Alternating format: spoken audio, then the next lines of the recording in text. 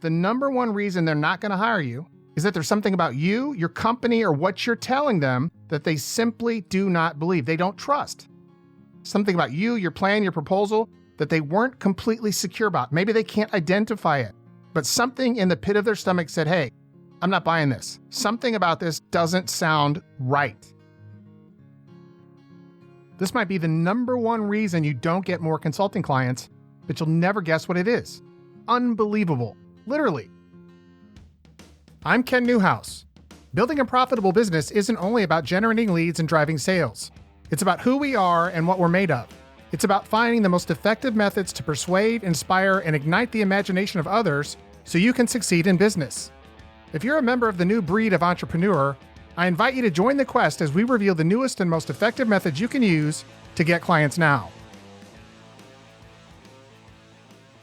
You know, as a consultant or person working in professional services, all of us know we have to become rainmakers, the people at the top who bring new clients into our business or firms. You know, if you're a solopreneur or the owner of a small to mid-sized firm, you live and die by the work you bring in to feed your troops. And in most large firms, you've got to be really, really successful at bringing in new business to even be considered for promotion to partner. Listen, everybody knows the harsh reality of consulting and professional services. Being smart and really good in a particular niche in the new COVID economy is simply no longer enough. For starters, you've got to know how to engage with potential clients. You've got to understand their unique challenges and their scope of business. You've also got to figure out a way to build a bridge from your expertise to those that can help most, and most importantly, and this is the one that's most overlooked, is that you have to be seen as 100% credible and trustworthy. In fact, no matter how good you are at what you do, one of the fastest ways to kill your chances of winning a client or losing an existing client for that matter is to lose their trust. Everybody knows that in order to form solid connections with your clients, in order for them to hire you, to give you money, and to hire you for additional work, they first have to trust you implicitly. The concept of trust is one of the most overlooked, taken for granted elements of successful consulting, successful business for that matter. And along with disagreeing with clients, something I covered a couple weeks back, a lack or loss of trust is one of the primary reasons. It's one of the number one reasons that you lose clients or you don't get a prospect to say yes and ink a deal with you. I think it's fair to say that it's trust that brings clients and consultants together and keeps them together. A lack of trust inhibits your client's desire to buy, and a breach in trust. When you've lost their trust, you're going to shut your clients down completely. This makes trust vital, absolutely essential to forming client-consultant connections. And when it comes to establishing trust, even the most revered consultants start with a disadvantage. It's not fair, but it's an unavoidable reality in the new COVID economy. You know, whether you go by the title of consultant or whether you're in professional services, consulting, let's be honest, has a blemished reputation. Our clients, customers, and patients have been conditioned to proceed with caution when entering into relationships with a consultant or someone who's delivering professional services. And the reality of the situation is this. The majority of our clients assume that consultants are money motivated, that we're self-absorbed, and that we're willing to say just about anything to get them to ink the deal. Now, unfortunately, there are enough unprofessional or flat-out dishonest consultants or service providers out there who have earned the reputation, and they've stigmatized those of us who operate our consulting businesses or our professional services business, working with our clients' best interest at the forefront of the way we operate. And so as a result, those of us that are running legitimate, honest, and effective consultancies or professional services practices have to compensate for the dishonest ones who have actually burned our clients in the past. And so in order to gain and maintain the trust of our clients, we actually have to act in a trustworthy manner, obviously, at all times. I think that goes without saying. Listen, anywhere else, a 90% rate, a 90% success rate would be phenomenal. But when it comes to trust, if you have a 90, think about this, if you have a 90% trustworthy rating, that's likely the death knell of your business. Anything less than 100% trustworthiness simply isn't gonna cut it. And so if you're a consultant and you deliver on your promises 90% of the time, clients are not gonna appreciate the success you help them achieve in that 90%. What are they gonna do? They're gonna remember and they're gonna be angered by the 1 out of 10 times that you didn't deliver in a trustworthy manner. I'm Ken Newhouse, and I wanna welcome you to episode 398 of the Get Clients Now podcast. And while today's episode is short, hard-hitting, and to the point, I'm gonna start you down the path to show you how to consistently earn and secure 100% trust from your clients and your prospects. On today's episode, you're going to discover how to get prospective clients and existing clients to trust you 100% so that you can increase your ability to land more and more valuable clients so you can grow your business and become more profitable, especially in the heart of the new COVID economy. Listen, everybody knows that the marketplace is filled with skepticism, and as a result, you're going to have to interact with prospects who simply do not trust you from the word hello, from the word go.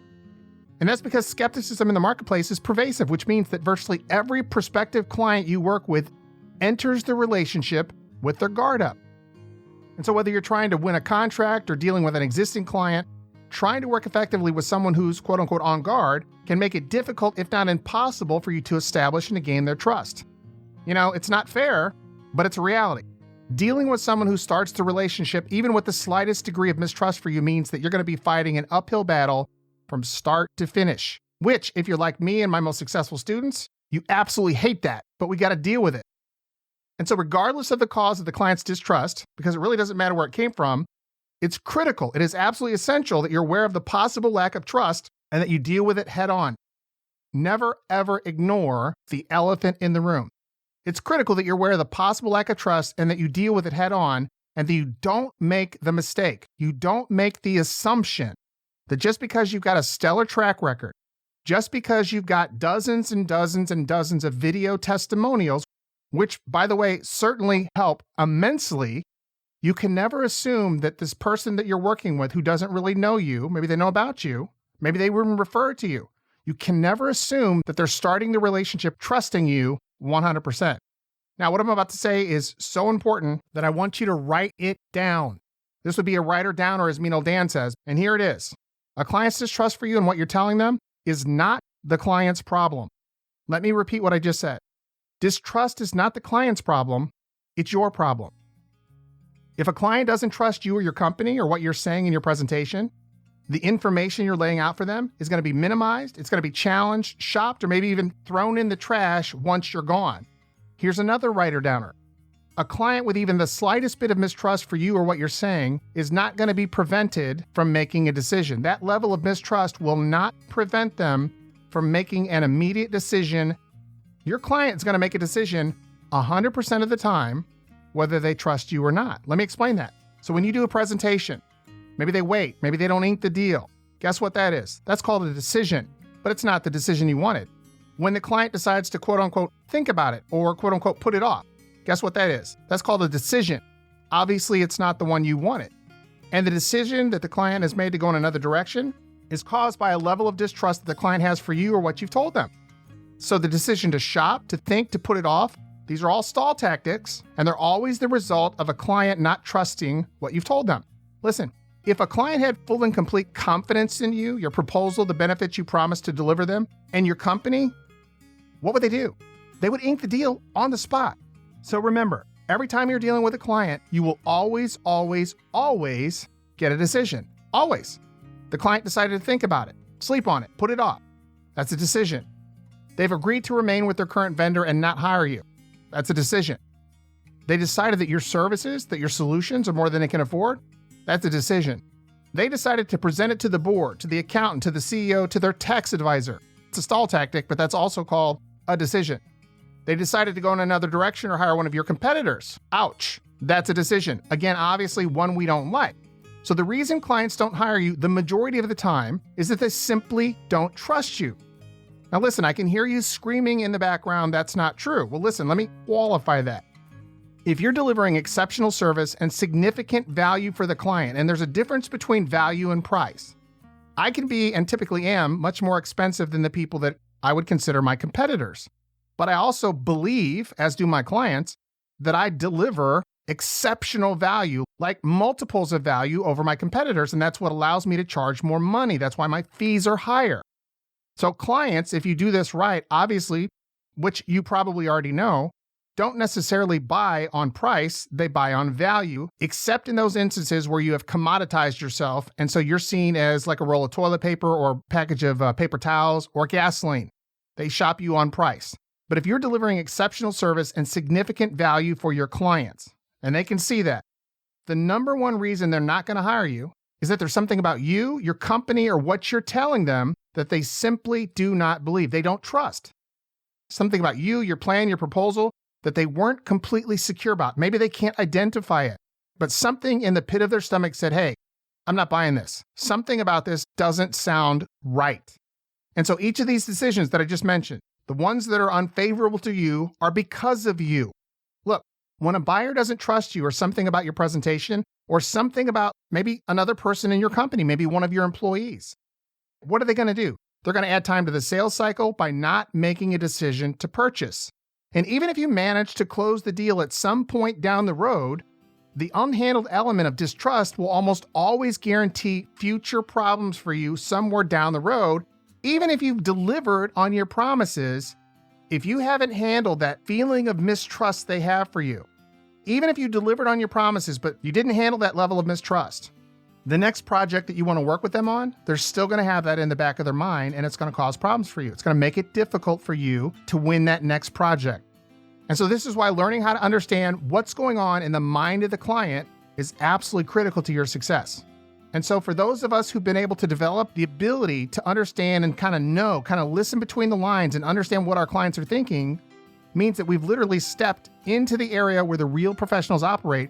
And this is a level of professionalism and sophistication that unfortunately most consultants don't even know exist. And furthermore, they're not going to achieve it. What I'm talking about is being able to go beyond what your client is verbalizing and being able to understand the nonverbal communication that she's giving you. So you don't want to simply focus on what your client's telling you. You want to know what their level of trust is for you by listening between the lines. This means you have to look at what's going on, quote unquote, behind the scenes in the client's mind. And when you're willing to go there, when you're willing to go to that place, to that point and be responsible. And when you can do that, you move from paint by the numbers to literally becoming an artist. You know, in all my studies in human behavior, persuasion, buyer psychology, direct response marketing, sales, and consulting over the last 25 years have involved diving into and understanding at a very deep, intimate level the thought processes that the client goes through when you're trying to win their business. Not just the client's money, not just the deliverables. I want to understand, hey, what's really going on in her mind? What is she thinking? So here are the important takeaways that I want you to understand and own from today's episode. Number one, trust is critical. Now you're listening to that and you're probably thinking, Ken, of course I know that. Trust is critical. But let's be honest. How many times do you make the assumption? I've made the mistake. I make the assumption that this prospective client, because I've been referred to them, because I have dozens and dozens and dozens and dozens, like too many to count, hundreds, video testimonials of people saying, hey, he over-delivered on his promises. Hey, hire him. He does what he says when he says he's going to do it. Hey, he's unlike anybody we've ever worked with. I make the assumption, not often, I've learned by getting burned, that made me automatically 100% credible and trustworthy with this new person that I was quote unquote referred to. So I know you know that trust is critical, but you need to hear this over and over and over again. You have to own this. Trust is everything in this business that we're in. Lose even a sliver of it, that could be the death knell of not only the contract with that particular client, it could be the death knell of your business. Number two, the client doesn't hire you. Something about you or what you've told her isn't believed. It's not trusted. Unfortunately, too many of us are unwilling to face the reality of this. And as a result, what do? Well, we make up lame excuses as to why we didn't win the client's business. If you don't get the client, you need to recognize, you need to be responsible. You need to own the fact that something about you, your presentation, or your company simply wasn't trusted. Again, I'm going back to what I said earlier. If you're delivering exceptional service, exceptional benefits, and tremendous value to your clients, and they can see that, and they're not simply shopping on price, which they do if you positioned yourself as a commodity, the reason they don't hire you is because something about you, your presentation, or your company simply wasn't trusted. It doesn't take much. 0.5% of distrust. Deal's over with. Number three, every decision is a decision, which means that you've got to work proactively to earn and build the trust with your prospective client and even existing clients. You have to work to keep that. And so what I want to leave you with for now is this. No decision means a decision. Something about you, your presentation, or your company wasn't trusted. And as I just mentioned, in a coming episode in about 3 weeks, I'm going to dive into intimate detail and show you how to earn, win, and keep the trust of every single client that you work with. Now, if today's conversation was useful and helpful for you, several other episodes that you'll also find very, very helpful, both around building trust and credibility with your clients, as well as how to be more persuasive with those clients. The first episode I'll recommend is episode 349, where my friend David J.P. Phillips shared the secret behind how he generated over 6 million, it was 5 million, now it's over 6 million video views of his TEDx presentation on YouTube. This one secret will help you become magnetic and irresistible to clients, as well as help you build instant, bulletproof credibility and rapport with both prospects and existing clients. And so, if you're looking for a great starting point to learn how to become more credible, magnetic, and irresistible with not only clients, but with prospective clients, episode 349 is an awesome place to start. And speaking of building bulletproof credibility with clients, I'd also recommend episode 341, the one credibility and persuasion method that never fails. My guest on that episode is my friend Dr. Kevin Hogan, and along with Bob Cialdini, Dr. Kevin Hogan is considered one of the leading persuasion experts on the entire planet. And in episode 341, which was actually part 1, was the first half of the conversation, and then episode 343 was actually part 2 of that conversation. But in both of those episodes, Dr. Hogan revealed a methodology that is proving to be one of the most effective persuasion tools ever discovered, an approach you can easily and immediately deploy in your consulting presentations, as well as in every interaction with both prospective and existing clients. All those episodes you can find on the KenNewhouse.com website. And remember, we're launching the free membership portal we've been working on for you. We've been building that.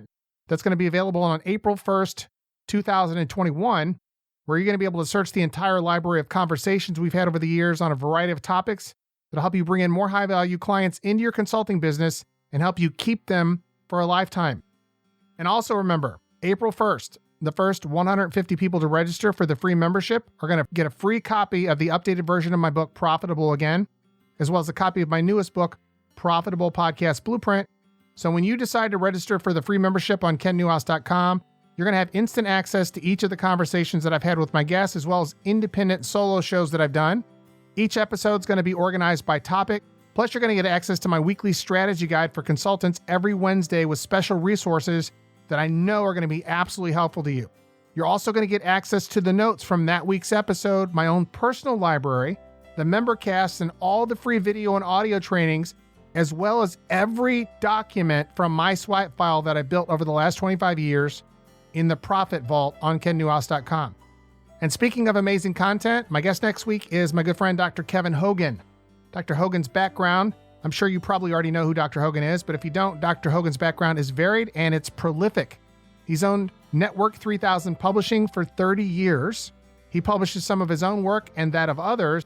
Meanwhile, many of his books have been published by Pelican, who also published most of Zig Ziglar's books. And some of Dr. Hogan's other books have been published by John Wiley & Sons, which just so happens to be the largest business book publisher in the entire world. Dr. Hogan's given in excess of 1,000, this is insane, he's given in excess of 1,000 live presentations around the world, including unique and rare audiences that we're going to ask him about during our conversation next week. He's had a presidential advisor to his home over the course of 3 days. We talked about that during the conversation. You'll hear that next week as well as doing work for several different presidential campaigns. Now, in addition to being one of the world's leading experts in persuasion, as I mentioned, many people would argue that Dr. Hogan is one of the more charismatic presenters in the nation, yet most of his work is done in Europe and around the globe. He generally trains people in sales, management, consulting, and professional services. And in our conversation next week, Dr. Hogan's going to reveal several groundbreaking findings from his recent multi-year study on being a charismatic presenter. So be sure to listen to episode 399 next week, where you're going to learn the secrets for becoming a charismatic presenter with a special focus on how to do that on social media and especially on Zoom video calls, which for a lot of us, it's kind of a challenge. We're great when we're live and in person, but because of COVID, we're in the new COVID economy, it's presented a new challenge for us. How to be charismatic, how to be credible, how to be magnetic and irresistible through a Zoom video call. And we're going to cover all that in episode 399 and then the following episode, episode 400. And so with that, I'm going to wrap it up. Have a great week, and I'll see you next Tuesday. Our objective with this podcast is to help you and your business stand out in the marketplace by crystallizing your messaging, marketing, and communications. On behalf of the whole Ken Newhouse team, thanks for listening.